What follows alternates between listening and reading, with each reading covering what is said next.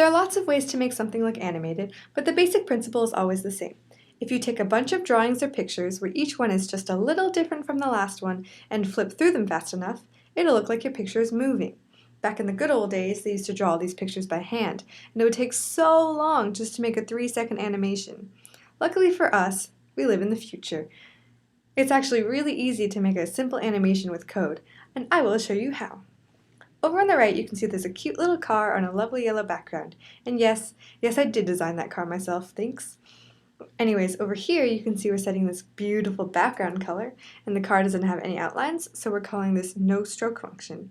And then here we're making a new variable x for the position of the car and giving it a value of 10, and you can see if we change this value, then it moves the car back and forth. Bring it back to 10.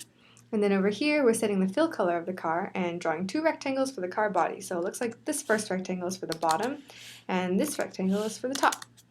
And then here, we're doing the same thing with the wheels. We set the fill color and draw 2 ellipses, one at x plus 25 and x plus 75.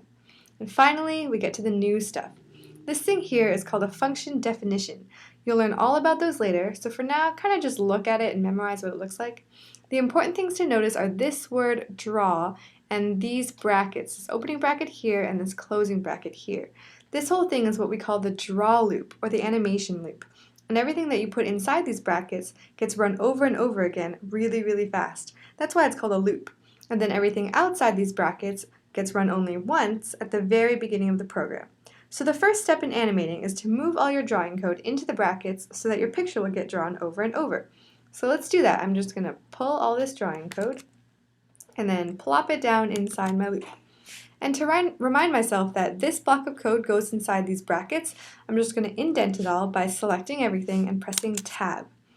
And now I know that this code is inside the brackets. So as you can tell, everything just looks totally the same, nothing has changed. Because the first time we run this draw loop, the computer is going to go, okay, make a new variable x, set it to 10, draw 2 rectangles, draw 2 ellipses.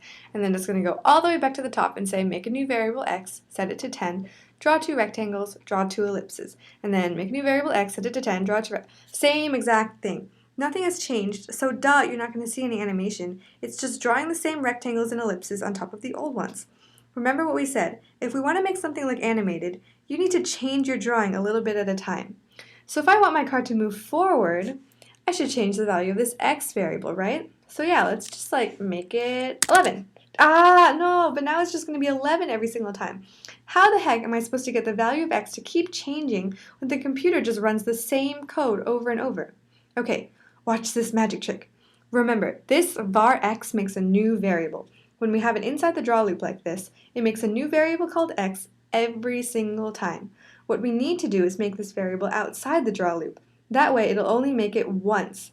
And then every time the computer runs this code and sees the variable x, it'll reuse the same variable from before using the last value we assigned to it. So I'm just going to do that. I'm going to take this variable and we're going to make it outside of the draw loop. So right now it's only making that variable once.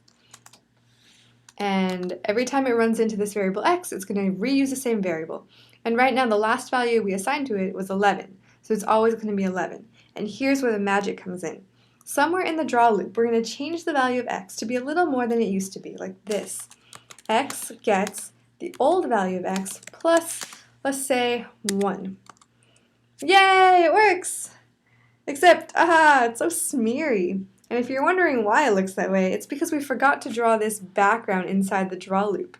So it's drawing the car over and over again, but you can see all the old cars underneath the new one. So if I just pull this line into the top of the draw loop, like that, and then press restart so I can see my car again.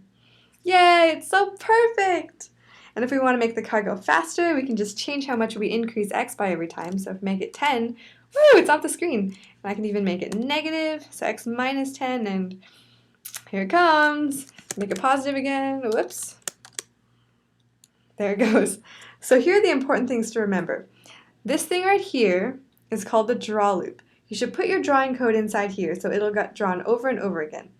And then you want to make a variable outside your draw loop. It's super important to make the variable outside the draw loop so we can reuse the same one every time.